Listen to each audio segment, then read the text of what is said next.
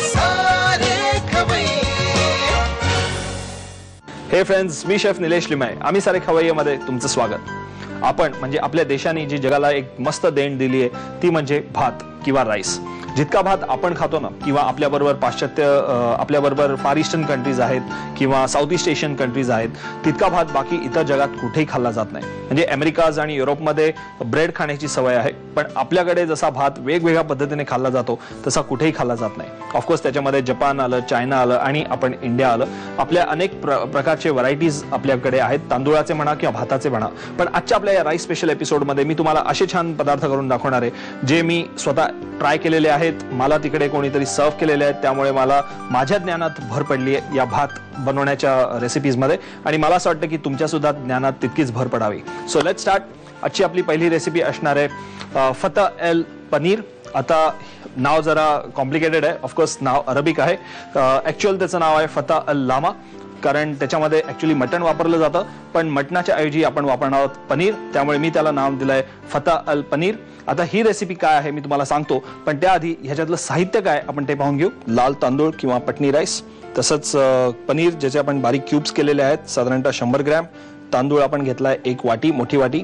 तसंच कांदा लागणारे 1 कांदा जो स्लाइस करून घेतलाय. नंतर बटर साधारणतः 20 ग्रॅम. बेदाणे घेतलेत, मीठ, साखर, थोडीशी विनेगर, नंतर वेलदोडे आणि लवंगा. तसंच आपण आपल्याला लागणारे पिझ्झा ब्रेड. हा जो भात आहे तो अरबिक राईस आहे आणि तिकडे खबूस वापरतात. आपल्याला इथे खबूस मिळत नाही, त्यांच्या एक प्रकारची एक ब्रेड आहे तो, तर त्याच्याऐवजी मी पिझ्झा बेस वापरतोय. बनवण्याची पद्धत कम्प्लिटली वेगळी आहे, कारण हा अशा प्रकारचा भात आपण कधीच बनवत नाही. म्हणजे आपण खिचडी बनवतो, दही भात बनवतो, गुरगुड्या भात बनवतो, वरण भात करतो, बिर्याणी बनवतो, पण या टाईपचा भाताला ट्रीटमेंट आतापर्यंत आपल्या संस्कृतीत दिलेली नाहीये. त्यामुळे खूप युनिक रेसिपी आहे आणि मला असं वाटलं की याच्यामध्ये जास्त पौष्टिक करण्याकरता मी हा लाल भात किंवा पटनी राईस वापरलेला आहे. त्याच्यावरचं जे हस्क आहे ते अजून तसंच आहे ब्रँड, त्यामुळे त्याचा रंग, त्याची व्हरायटी, ह्या सगळ्या कारणामुळे ह्याला लाल राईस म्हटला जातो. आणि ह्याच्यामध्ये जसं आपण इकडे आता पनीर वापरलंय तसं ॲक्च्युली तिकडे मटण वापरतात, मटणाचा खिमा यूज करतात, पण आपण आता पनीरमध्ये आपण बनवतोय, म्हणजे सगळ्यांना त्याचा आहार घेता येईल किंवा त्याची टेस्ट घेता येईल म्हणून मी मुद्दाम पनीर दाखवतोय. सो सुरुवात करूया. आधी इकडे मी पॅन ठेवलेलं आहे, मातीचं भांडं, ते गरम करायला ठेवलेलं आहे. त्याच्यामध्ये आपण घालणार आहोत थोडंसं तेल घालून झाल्यानंतर आपल्याला नंतर हा जो भात आहे तो मी अर्धा शिजवून घेतलेला आहे. रेग्युलर आपण जसा भात बनवतो तसा हा भात मी धुवून घेतला, थोड्या वेळ सोक करून ठेवला, नंतर त्याचा उकळत्या पाण्यातनं मी बॉईल करून घेतला. हा असा अर्धा शिजवून घेतलेला आहे.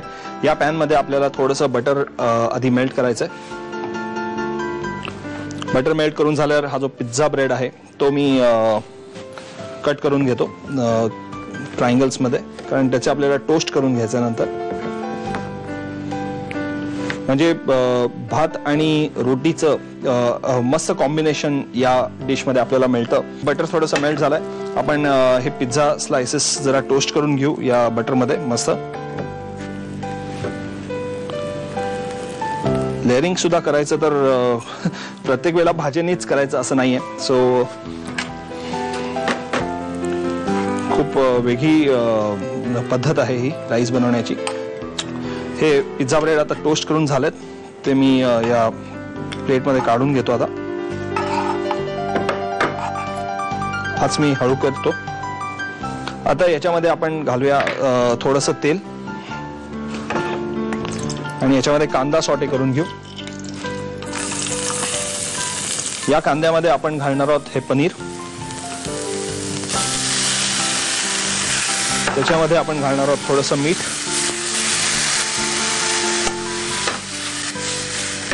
तसंच हा जो आपण राईस घेतलाय तो लाल तांदूळ आहे आणि या मातीच्या भांड्यामध्ये आपण थोडंसं तेल घातलेलं आहे. आणि आता हा जो राईस आहे तो ह्याच्यामध्ये आपण घालणार आहोत. थोडासा अर्धा आधी घालतोय, थोडासा सॉटे करून घ्यायचं आहे आपल्याला आधी. हे पनीर आणि कांद्याचं मिश्रण इकडे तयार झालेलं आहे. हे मिश्रण मी या प्लेटमध्ये काढून घेतो.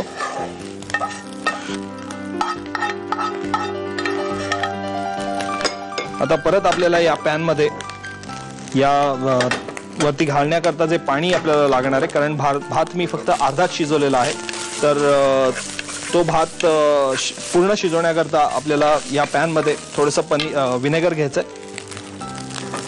मी एक 2 मोठे चमचे विनेगर घेतलंय. त्याच्यामध्ये मी घालतोय थोडंसं हे पाणी.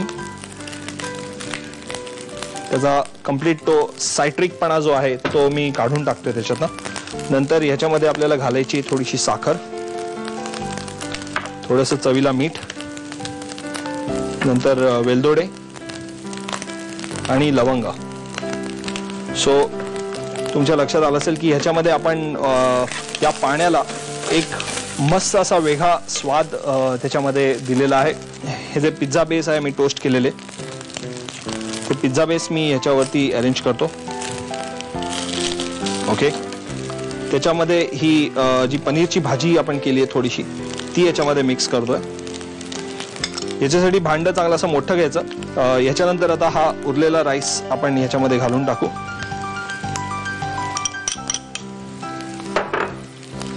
नंतर ही पनीरची भाजी,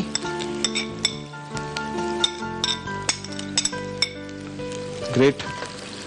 असं सुद्धा राईस खाऊ शकतात आणि तुम्ही सुद्धा हा राईस बनवू शकता.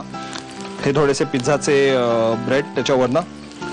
नंतर या पाण्यामध्ये आपण या मनुका घालून टाकूया.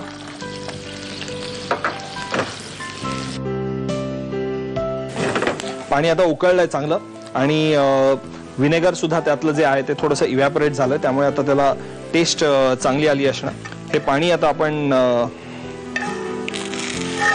आता सगळं या राईसवरती आपण घालूया. हे पाणी घातलंय मी. आपण एक 5 मिनिटाकरता, 5 ते 6 मिनिटाकरता ह्याला वाफ देऊ आणि हा राईस जो थोडासा शिल्लक होता शिजायचा तो पूर्ण शिजेल. त्याच्यामध्ये फ्लेवर्स जे आपल्याला मिळणार आहेत ते म्हणजे एकदम मस्त आंबट गोड फ्लेवर येणार आहे. त्याच्यामध्ये गरम मसाल्याचा स्वाद येणार आहे आणि खाताना पनीर सुद्धा लागणार आहे. नंतर ब्रेड म्हणजे पिझ्झा ब्रेड सुद्धा आपल्याला मिळणार आहे. सो कंप्लीट कंबाइंड एफर्ट या राईसमध्ये आहे. या सगळ्या जिन्नसचा कंबाइंड एफर्ट आपल्याला चाखायला मिळणार आहे. हा राईस मी थोडासा शिजवून घेतो, तोवर तुम्ही ह्याचं साहित्य आणि कृती लिहून घ्या. फताबल पनीर बनवण्यासाठी लागणारं साहित्य: 1 वाटी लाल तांदूळ, 100 ग्रॅम पनीरचे तुकडे, 1 कांदा, 20 ग्रॅम बटर, बेदाणे, मीठ, साखर, 2 चमचे विनेगर, वेलची, लवंग आणि पिझ्झा बेसचा ब्रेड. कृती: लाल तांदूळ अर्धवट वाफवून घ्यावेत. पॅन मध्ये तेल गरम करून त्यामध्ये कांदा, पनीरचे तुकडे आणि मीठ घालून मिश्रण परतून घ्यावं. दुसऱ्या पॅन मध्ये विनेगर, पाणी, साखर, मीठ, लवंग आणि बेदाणे घालून मिश्रण उकळवून घ्यावं.